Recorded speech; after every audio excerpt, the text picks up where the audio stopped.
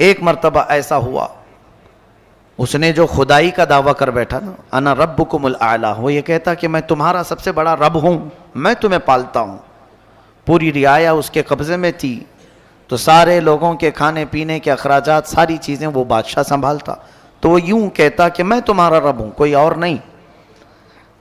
اب اس کی سرکشی طغیانی بہت زیادہ بڑھ گئی۔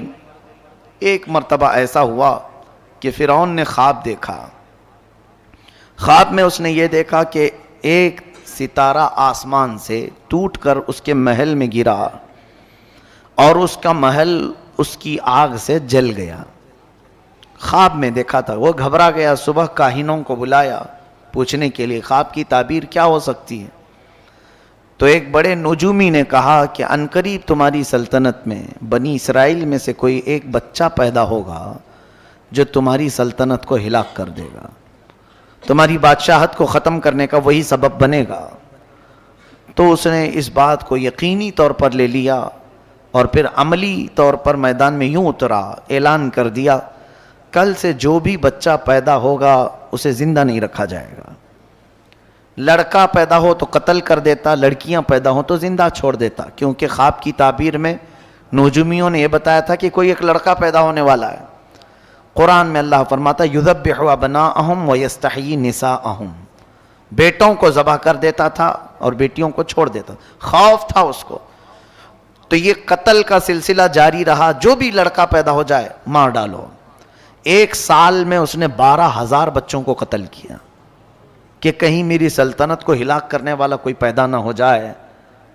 یہ کرسی کا غرور ہی ایسا ہوتا ہے، کرسی کا نشہ ہی ایسا ہوتا ہے، وہ یہ سوچتا ہے کہ میری سلطنت کو کبھی زوال نہیں آنا چاہیے، کبھی بھی اس کے اندر پرانا پن نہ آئے۔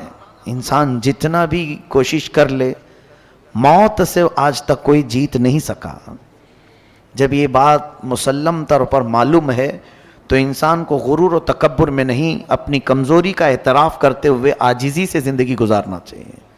رب تعالیٰ کے حضور تم جتنا اکڑو گے اتنا پکڑ ہوگی، اور وہی بندہ اگر مولا کی بارگاہ میں یہ کہے، بلکہ حضور صلی اللہ علیہ وسلم جن کو اللہ نے کل کائنات کا اختیار دے کر کے بھیجا اور خزانے پورے آپ کو دے کر بھیجا، وہ رسول جب اللہ کی بارگاہ میں یوں کہتے ہیں قلت حیلتی، اے مولا میرے پاس اسباب کچھ بھی نہیں ہے۔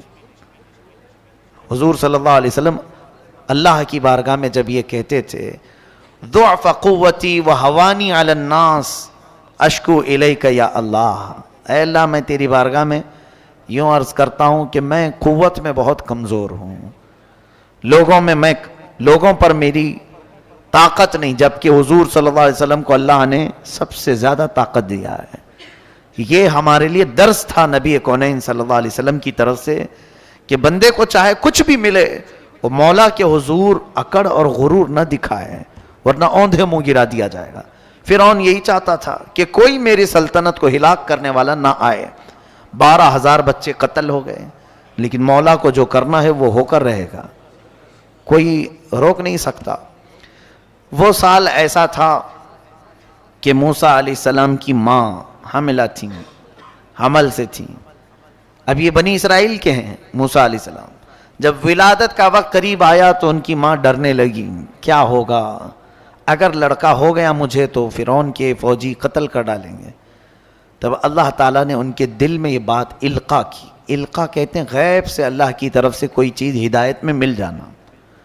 آپ کے دل کو بھی اللہ نے اتنا پاورفل بنایا ہے کہ یہ سچ اور جھوٹ کو خود پہچان سکتا ہے، بغیر کسی کے سکھائے بھی کچھ چیزیں ویسی ہی معلوم ہو جاتی ہیں، تو سمجھ لینا یہ من جانب اللہ کی طرف سے ملی ہوئی ہدایت سے۔ بس اوقات آپ بھی دیکھتے ہوں گے کئی مرتبہ ایسا کہ آپ کو ڈیسیزن لینا رہتا ہے، آپ کو تجربہ نہیں، پھر بھی آپ صحیح ڈیسیزن لے لیتے ہیں، یہ کس کی طرف سے؟ اللہ کی طرف سے ملتی ہدایت۔ دل کو اللہ نے یہ طاقت دی ہے۔ اور القا جو کہتے ہیں وہ اللہ اپنے محبوب بندوں کو، اولیاء کو غیب سے دل میں بات ڈالتا ہے۔ موسیٰ علیہ السلام کی ماں تہ خانے میں چلی گئیں، نیچے انڈر گراؤنڈ۔ جب حضرت موسیٰ علیہ السلام کی ولادت ہوئی، پیدا ہوئے، تو اب اور خوف ہوا کہ لڑکا ہی ہوا ہے۔ ان کی ماں ڈر گئی، چھپانے لگی، کیا کریں اب؟ چونکہ فرعون کی پولیس ہر جگہ گھومتی رہتی تھی، کہاں کون پیدا ہوا کیا ہے، تو یہ خوف کرنے لگی. تو اللہ تعالیٰ نے دل میں اور ایک بات ڈالی، وَأَوْعَيْنَا إِلَىٰ أُمِّ مُوسَىٰ أَنْ أَرْضِعِيهِ فَإِذَا خِفْتِ عَلَيْهِ فَأَلْقِيهِ فِي الْيَمِّ. اے موسیٰ کی ماں دودھ پلا دے، اور ڈر لگتا ہے اگر فرعون سے، ایک صندوق میں رکھ کر کے پانی میں بہا دے. موسیٰ علیہ السلام کا جو وطن ہے وہ مصر، جہاں تک تاریخ میں بتایا جاتا ہے، دریائے نیل میں حضرت موسیٰ علیہ السلام کی ماں نے موسیٰ علیہ السلام کو ایک پیٹی میں رکھ کر، صندوق میں رکھ کر لکڑی کے بہا دیا.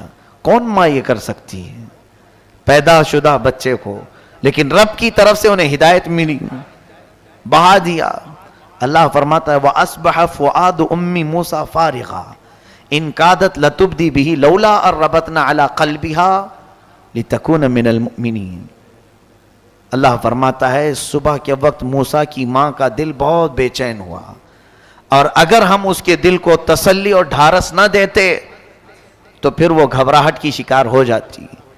پھر حضرت موسیٰ کی ماں ان کی موسیٰ علیہ السلام کی بڑی بہن اپنی بیٹی کو کہتی ہیں کہ دیکھو بیٹی، تم یہ صندوق دیکھتے جانا کہ کہاں جا رہا ہے.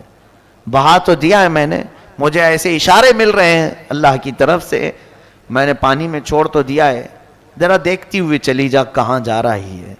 وقالت لأختہ قصیہ، پیچھے پیچھے چلو. اب وہ دیکھتی ہوئی چلی گئیں ان کی بہن. یہ صندوق بہتے بہتے بہتے فرعون کے محل کے کنارے جا کر لگ گیا. فرعون کا محل اور اس کا باغیچہ اس دریائے سے لگا ہوا تھا. ظاہر سی بات ہے بڑے لوگ سی ویو بہت زیادہ کوشش کرتے ہیں رہنے کے لیے، سی فیس چاہیے ہم کو، سمندر کے قریب، تاکہ ڈوبنے کے لیے آسانی ہو. فرعون بھی ندی کے کنارے اپنا بنگلہ بنایا ہوا تھا اور محل اس کا وہیں تھا باغیچے میں. اتفاق دیکھیں کہ فرعون کو اولاد نہیں تھی، بچے نہیں تھے. فرعون کی بیوی آسیہ وہ اپنی کنیزوں کے ساتھ ٹہلنے کے لیے باغیچے میں آئی تو یہ صندوق باغیچے کے کنارے لگا ہوا ہے.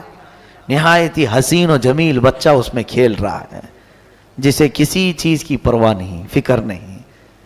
فرعون کی بیوی تھی آسیہ، کہا کہ یہ کیا بہہ کے آیا ہے، اٹھا لاؤ. اٹھا کر کے لائیں تو بہت ہی حسین و جمیل بچہ تھا، تو ان کو ایسا لگا کہ اسے لے لینا چاہیے.